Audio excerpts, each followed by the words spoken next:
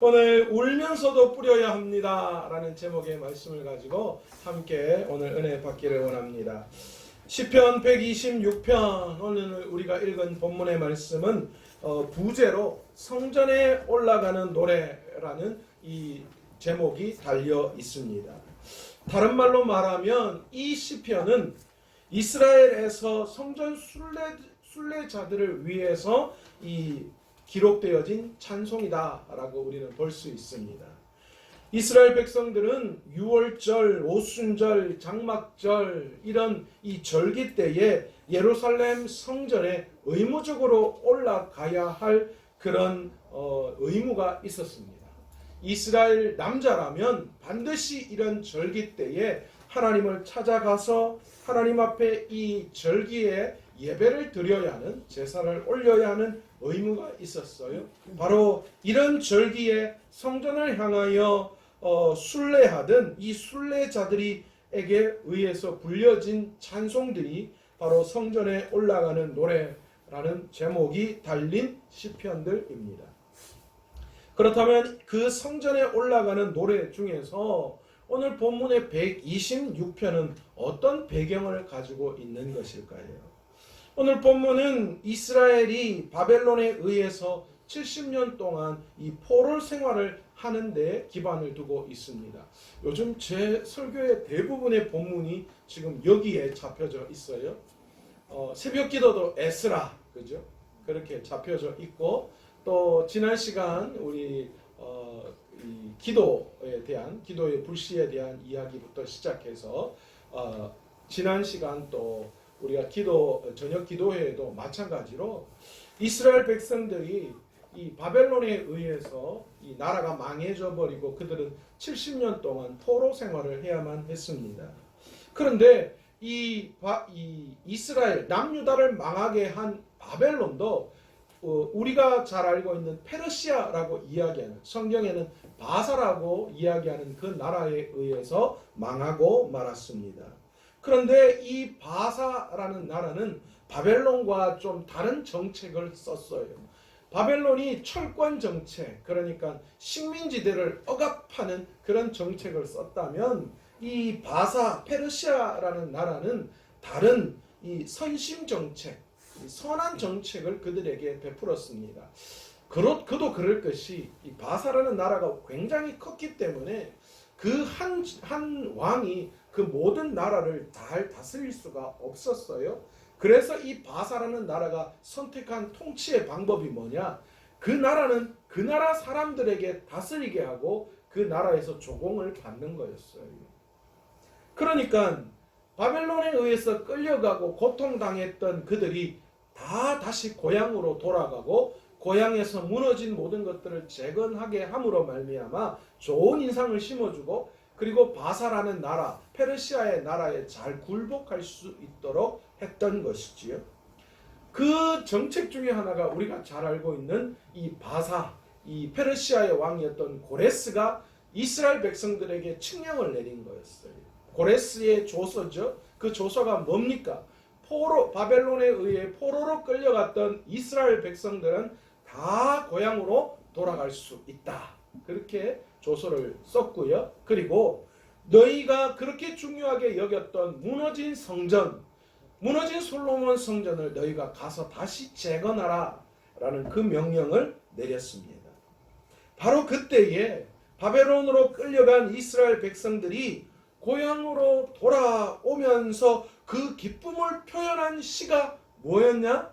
오늘 본문의 시였다라는 거예요. 그러면서 1절에 뭐라고 이야기합니까? 시온의 포로를 돌려보내실 때에 우리는 꿈꾸는 것 같았더라. 그렇게 말씀하고 있습니다. 여러분, 얼마나 기분 좋고 얼마나 즐거웠으면 꿈꾸는 것 같았다, 그런 이야기를 할 수 있을까요?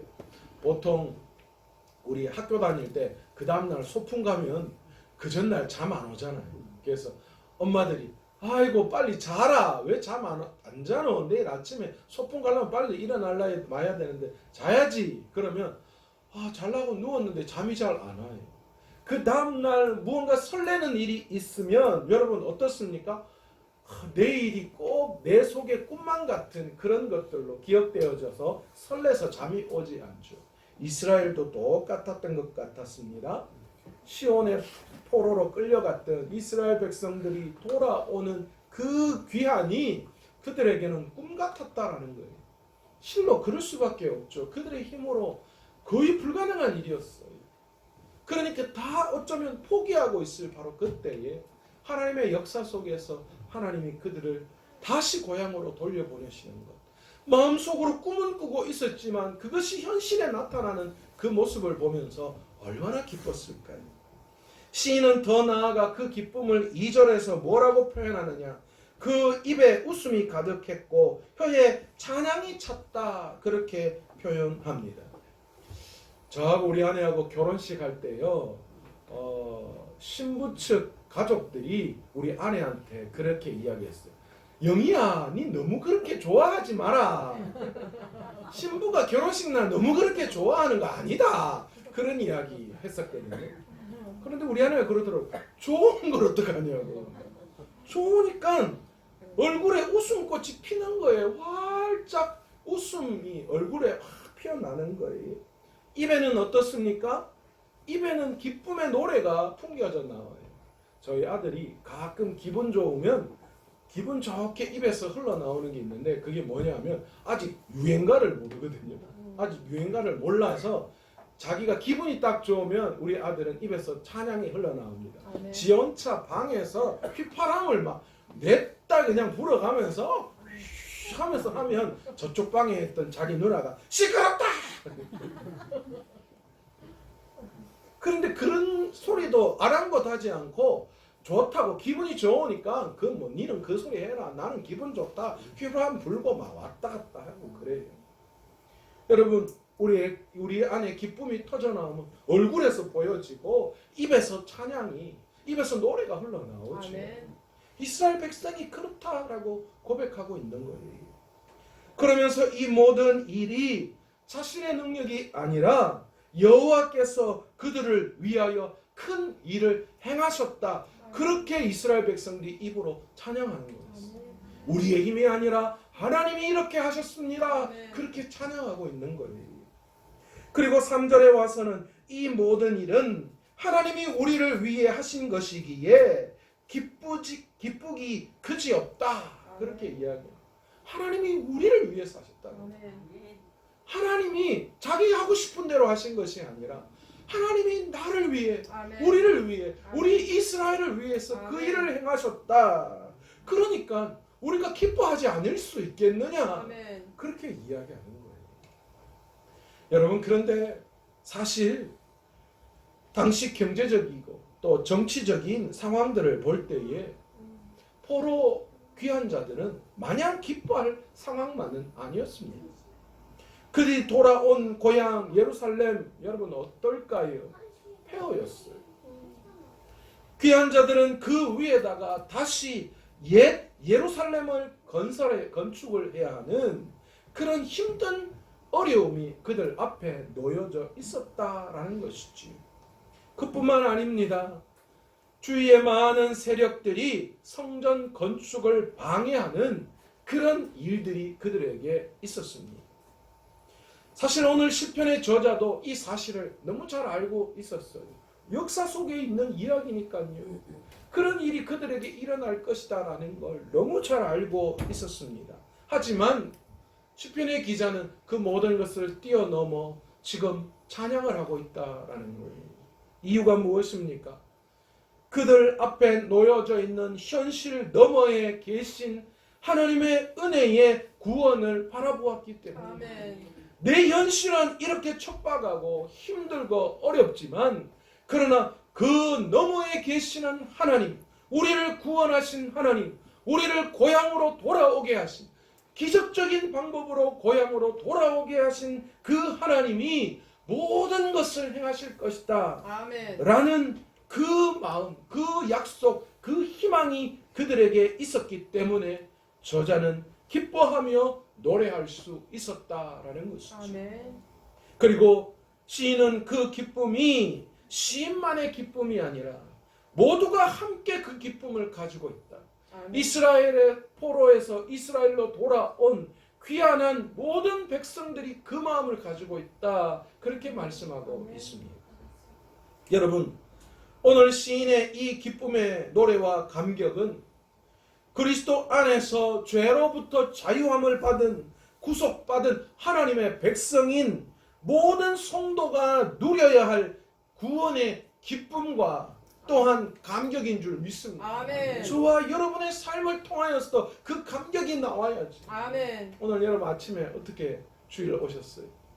날 구원해 주시고 날 살리시고 우리 가정을 오늘 여기까지 인도해 주신 그 하나님, 그 기쁨, 그 감격을 통하여서 신부가 결혼식에서 활짝 웃는 것처럼 기쁜 일이 있을 때 내 입에서 콧바람, 휘파람이 흘러나오고 유행가 노래가 흘러나오듯이 하나님의 그 구원의 감격, 지금까지 우리를 인도해 주신 그 하나님의 그 구원의 감격 때문에 오늘 이전에 들어올 때 웃으시면서 갈릴리 마을 그 숲속 이렇게 오셨어요?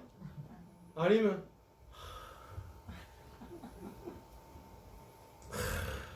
오늘 또 우리 목사님 오늘 설교 좀 짧게 해야 될 것 같아요.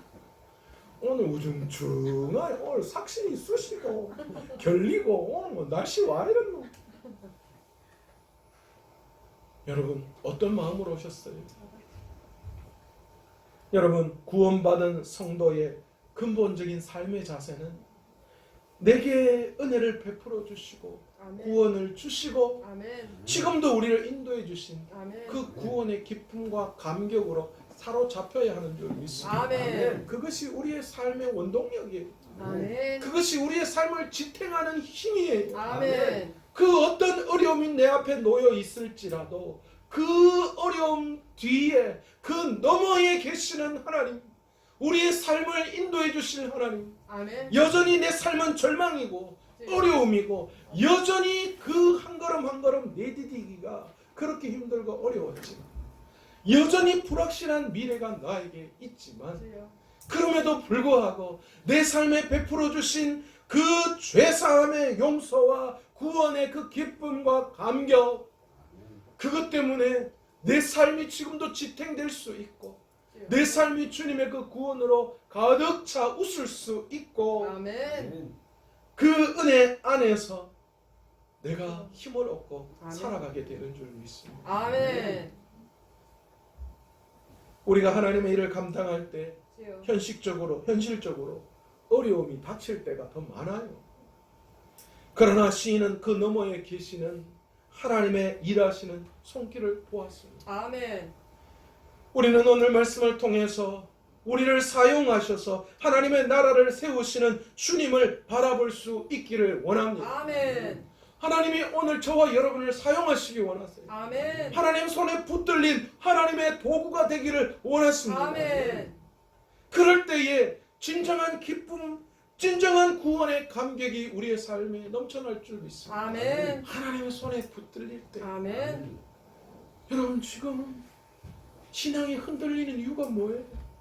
왜 괴롭고 왜 힘들고 왜 예배가 등한시되고 왜 주일마다 이렇게 고민되고 갈등되는 거예요? 하나님의 손에 여러분이 붙들리지 않았기 때문에 내 마음대로 하고 싶은 거예요. 그러나 여러분 우리가 하나님의 손에 붙들릴 때에 아멘. 비로소 내 안에 진정한 기쁨이 터져 나오는 거예요. 아멘. 구원의 감격이 터져 나오는 아멘. 거예요. 내 얼굴에 미소가 나오고 아멘. 내 입에 찬양이 흘러나오고 아멘. 내 마음에 기쁨이 터져 나오는 아멘. 줄 믿습니다. 하나님의 도구로 붙들릴 때 아멘. 내가 내 인생 책임져야 하고 내가 내 인생 어떻게 해보려고 하니까 여전히 힘들고 어려운 거예요. 갈등이 되는 거예요. 여러분이 얼마나 잘났습니까? 아버지. 여러분 그렇지 않습니까? 저는 나이가 들면 들수록 삶이 자신이 없어져요. 내 힘으로 된 게 하나도 없었으면 고백할 수밖에 없어요. 그래서 나이가 들면 들수록 더 하나님 앞에 꼬꾸러질 수밖에 없고 아멘. 기도의 자리에 나아가서 기도할 수밖에 아멘. 없어요. 돌아보니까 내가 한 게 아무것도 없어요. 다 하나님이 하셨기 때문에. 아멘. 시인은 4절에 들어와서 뭐라고 기도하고 있느냐? 그의 입에서 나오는 찬양이 기도로 4절에 바뀌어지고 있어요. 뭐라고 기도합니까? 우리의 포로를 남방 시내들 같이 돌려보내소서. 여기서 보면 포로 귀환이 완전하게 이루어지지 않았음을 우리는 볼 수 있습니다. 그러니까 돌아가라 그랬다고 다 돌아온 게 아니었어요. 한참 포로 귀환이 진행되어지고 있는 시점이었어요.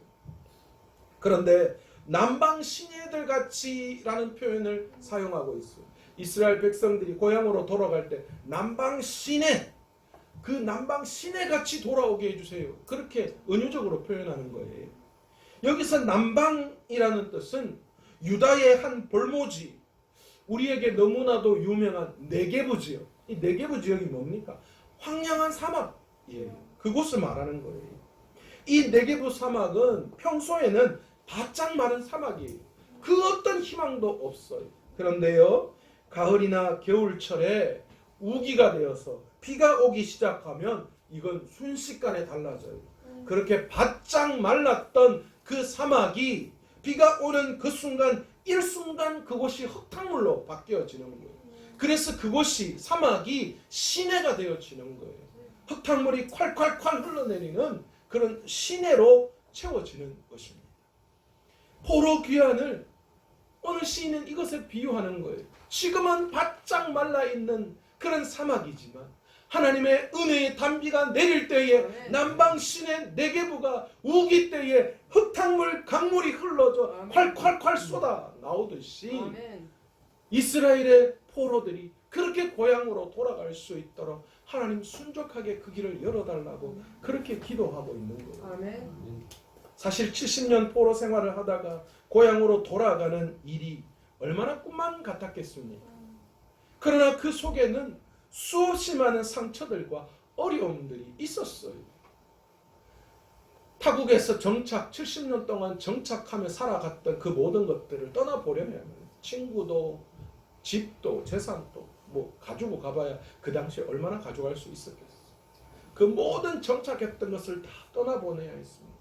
그리고 새로운 땅에 가면 그 새로운 땅에서 시작해야 될 힘들고 어려움들이 여전히 많아요. 훈아, 그지?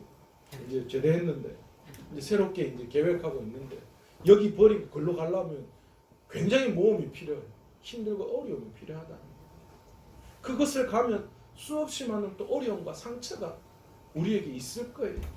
그러나 시인은 이 남방 네게부를 비유하면서 하나님 그 모든 어려움과 그 모든 상처가 더 씻겨져 흙탕물에 내려가듯이 우리의 삶을 포로로 귀환하는 그들의 삶을 그렇게 채워달라고 그들의 마음을 그렇게 흘려보내달라고 그렇게 기도하고 있는 것입니다.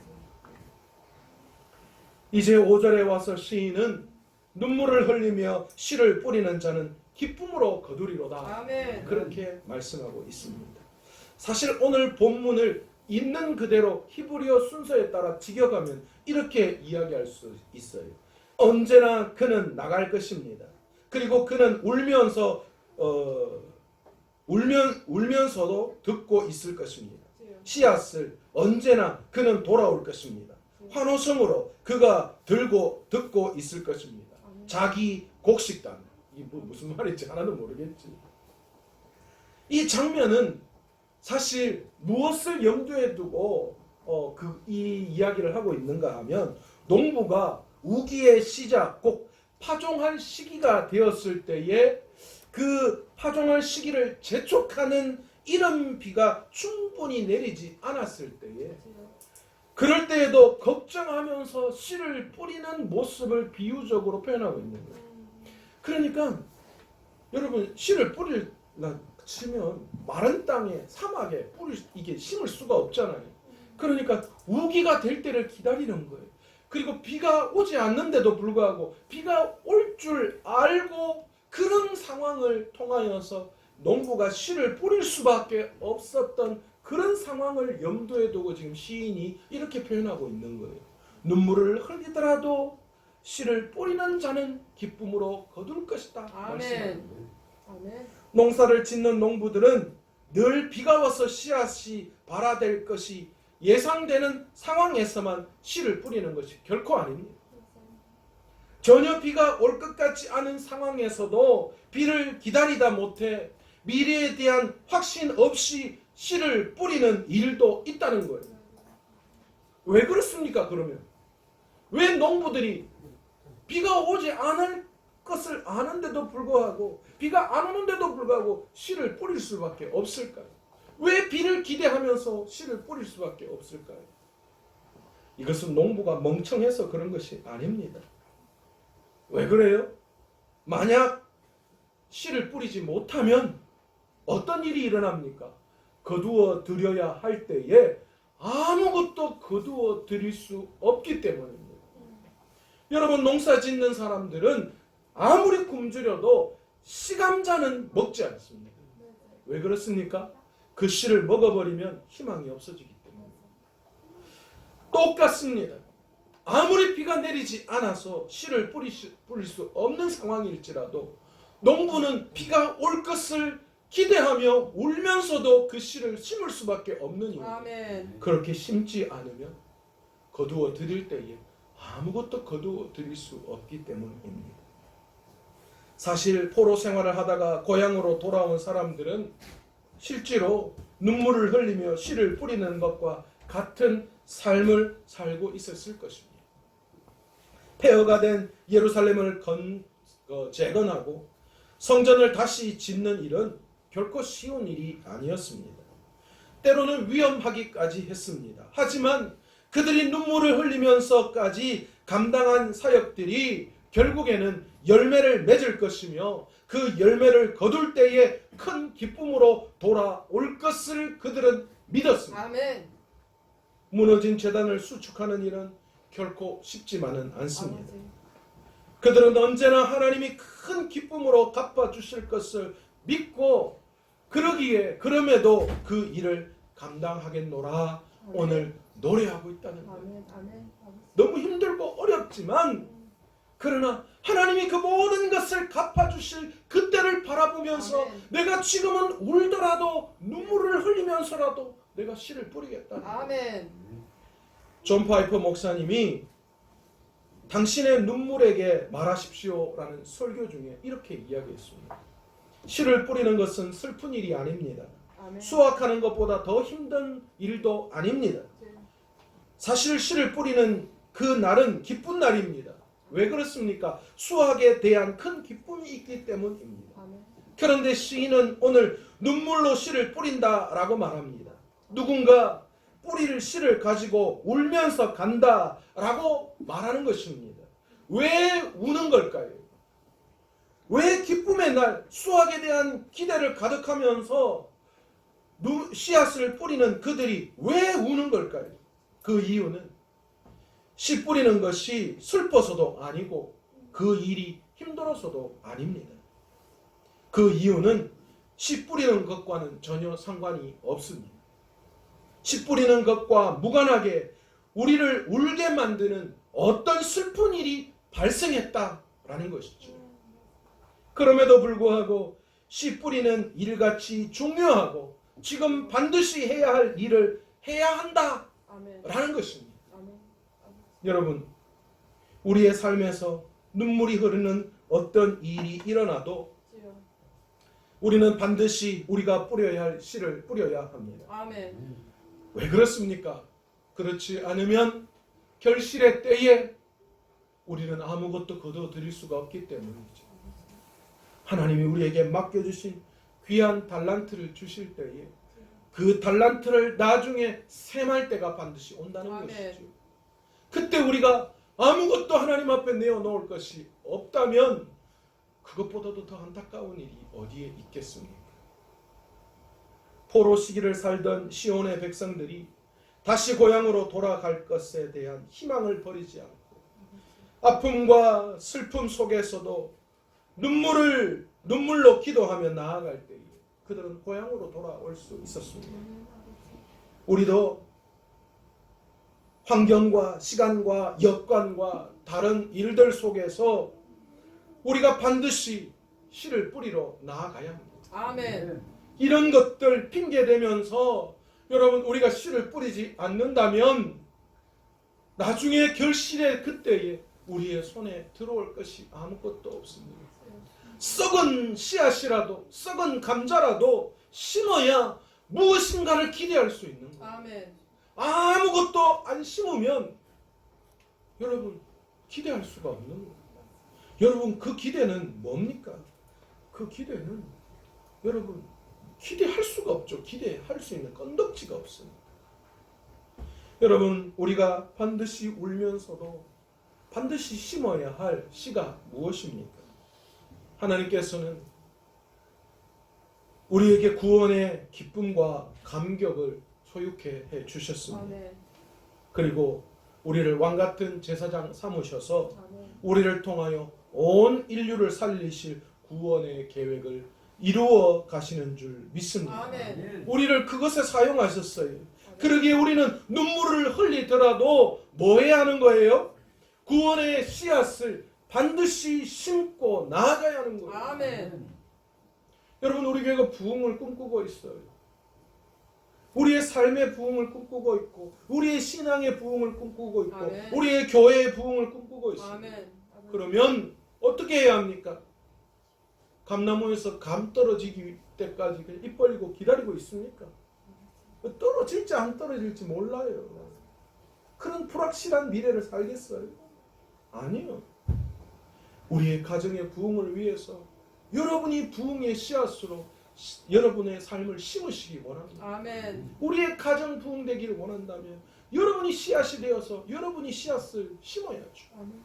여러분의 일터가 하나님 앞에 복받기를 원한다면 그 일터에서 여러분 복음의 씨앗을 심어야죠. 아멘. 우리 교회가 부흥되기를 원한다면 여러분의 손에 전도지를 들고 복음을 들고 세상을 향하여 나아가야죠. 아멘. 내 이웃에 예수 믿지 않는 사람, 내 가족 중에 예수 믿지 않는 사람 언제까지 그대로 보고 계시고 언제까지 그냥 하나님이 하실 거라고 바라만 보고 계실 겁니다. 아버지. 그들에게 한마디라도 건네야죠. 아멘. 교회 가자. 아멘. 그들을 위해서 선한 선물이라도 하나 해야죠. 아멘. 그들의 마음을 살 수 있는 어떤 행동들이 있어야죠. 여러분 이것이 씨를 뿌리는 거예요. 여러분 그렇게 내 삶에 여러 가지 힘들고 어려운 환경과 여건 속에서도 우리가 씨를 뿌릴 때에 아멘. 나중에 여러분 부흥의 놀라움을 거둘 수 있는 거예요. 아멘. 올 한 해 저는 저와 여러분에게 큰 목표 하나를 던져드렸습니다. 성도가 일어나고 교회가 일어나는 거예요. 아멘. 어떻게 일어나야 합니까? 복음을 들고 일어나는 거예요. 아멘. 올 한 해 12월까지 우리는 반드시 한 사람 이상 복음을 전하는 귀한 믿음의 사명, 그것이 우리에게 올 한 해 주어졌습니다. 하나님께서 제게 주신 사명이에요. 아멘. 오늘 우리 모두는 올 한 해 동안 그 사명을 붙들고 믿음으로 달려갈 거예요. 아버지. 그러기 위해서 여러분의 삶에 눈물을 흘리는 그런 일이 있더라도 복음을 심는 것이 눈물을 흘리는 일이 결코 아닙니다. 내 삶에 눈물을 흘릴 수 있는 여러 가지 상황과 여건이 있더라도 때로는 그 모든 것들을 던져버리고 아멘. 팽개치고 하나님의 역사하심을 바라보고 아멘. 씨를 뿌릴 수 있어야 합니다. 아멘. 그렇게 뿌릴 때에 하나님의 때가 되면 하나님께서 반드시 역사해 주실 줄로 믿습니다. 아멘. 하나님의 계획 안에 우리를 도구로 사용하셔서 아멘. 하나님의 놀라우심을 경험하게 하실 줄로 믿습니다. 아멘. 여러분 이제 멈춰 있지 마십시오. 아멘. 우두커니 서 있지 마십시오. 하나님의 손에 붙들리십시오. 아멘. 여러분의 손에 복음을 들고 귀한 사명을 감당하십시오. 아멘. 그러면 하나님이 사람을 붙여주시고 아멘. 하나님이 환경을 만들어주시고 아멘. 그렇게 하게 하실 줄 믿습니다. 아멘. 여러분 지금까지 우리가 기도했기 때문에 하나님께서 우리가 하지 않은 복음의 열매를 보내주셨어요. 아멘. 이렇게까지 보내주셨어요. 얼마나 감사합니다. 여러분 전도지 들고 원래 새로 오신 분들한테 안 전했잖아요. 양지상 그죠? 우리 교회 전도지 한 장 받았어요? 전화 한 통 받았습니까? 안 받았어요. 안 받아도 와요. 하나님이 얼마나 답답했으면 안 받아도 보내주시겠어요. 아 이거 보내는 줘야 되는데. 그런데 우리의 손에 복음을 들고 심을 때 하나님 얼마나 역사입니까? 아멘. 두 분의 권사님이 토요일마다 전도의 사명 감당합니다. 우리 교회 직접적으로 안 오실 수 있어요. 그러나 하나님이 그렇게 애쓰고 노력해서 씨를 뿌리는 자에게 이 지역으로 이사 오는 사람들 보내주시잖아요. 아멘. 우리 교회 보면서 우리 교회 상가 2층 교회 지나가면서 뭐 하려고 올라오는 마음을 주시겠어요. 권고사님 그렇죠. 새벽에 지나가시다가 우리 교회 보면서 들어오고 싶더래요. 그 다음 날에는 저 교회 가서 새벽기도 한번 드려보고 싶더라는 거예요. 그 마음을 주시는 거예요. 아멘. 왜요? 우리가 복음으로 기도했기 때문에 하나님. 아멘. 우리가 우리의 손에 전도지 들고 복음을 들고 우리가 전할 때에 하나님은 반드시 역사해 주시고 아멘. 우두커니 서 있는다고 될 문제가 아니에요. 그러면 아무것도 우리의 손에 이렇게 일어날 게 없는 거예요. 우리가 움직이고 아멘. 기도하며 아멘. 우리가 나아갈 때 아멘. 하나님께서 역사해 주시는 거예요. 아멘. 여러분 삶의 울거리 때문에 더 이상 고민하지 마세요. 제발. 아멘. 하나님은 너희의 삶의 인을 울 수 있는 그 속건 속에서도 너희가 복음을 들고 씨앗을 뿌려라고 아멘. 분명하게 아멘. 말씀하십니다. 아멘. 그럴 때 언제 어떤 순간에 그 눈물이 씻어지고 내 마음의 슬픔과 걱정과 어려움이 사라지고 아멘. 내 얼굴에 기쁨이 가득하고 아멘. 내 입술에 찬양이 흘러나오는 아멘. 역사가 나타나게 될 줄 아멘. 믿습니다. 그 귀한 사명을 저와 여러분이 감당하시기를 간절히 축원합니다. 아멘.